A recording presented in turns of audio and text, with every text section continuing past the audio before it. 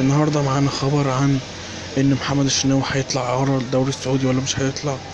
خبر عن ان محمد رضا بوبو جاي الاهلي ولا لا. خبر عن ان مهند لاشين هيروح بيراميدز ولا لا. نعرف كل ده بس بعد الفاصل. اول حاجه بيتكلم فيها نادي النصر على ان محمد الشناوي تواصلوا والعرض بيقول ان هو الاهلي طلب 4.5 مليون دولار. فهو كان في كلام. طبعا الاهلي الموضوع ده بقى جاد ليه جدا، لان الشناوي طبعا من جهه الشناوي نفسه يحترف في السعوديه، وبس هو هيطلع لاعاره موسم ب 4.5 مليون دولار، يعني 35,000 جنيه، 35 عفوا مليون جنيه. مع كابتن محمود الخطيب ومع كابتن امير توفيق في اداره النادي الاهلي. طبعا الامر هيحسم امتى ويتم فتح الملف والكلام فيه بعد لقاء القمه بين الاهلي والزمالك وتفنيش الدوري ان شاء الله. نيجي بقى لاتحاد الكره. اتحاد الكره يستقر على ويؤكد ان حضور 3000 مشجع للنادي الاهلي و3000 مشجع لنادي الزمالك، ويؤكد على ذلك.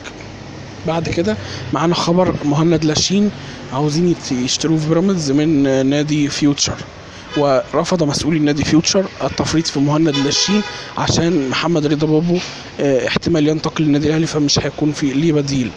عشان كده ده سبب رفضهم ان هم يتباع في بيراميدز. طيب ايه سبب ان محمد الشناوي يفتحوا الملف فيه؟ انه لقوا الثلاث حراس على الجانب مصطفى شوبير ظهر كلقطه كده، ظهر وخد مباراه الاهلي والوداد المغربي في الذهاب، وتألق بشكل مبدع جدا مما فاجأ الجماهير بيه، مستوى قوي. وعلي لطفي على مستوى برضه ممتاز، وحمزة علاء ظهر في كأس الأمم الأفريقية اللي في مقامة للشباب في المقامة في المغرب بشكل ممتاز جدا. وده اللي دفع مسؤولي النادي الاهلي للتفكير في فتح ملف محمد الشناوي في حال موافقه نادي النصر السعودي على 4.5 مليون دولار. طبعا هي لسه فيها كلام ما اتحسمتش، هتتحسم بعد مباراه القمه بين الاهلي والزمالك. طبعا ده كل اللي كان معانا في فيديو النهارده. شكرا ليكم، ويا ريت لايك وشير وسبسكرايب للقناه وتفعيل الجرس ليصلكم كل جديد.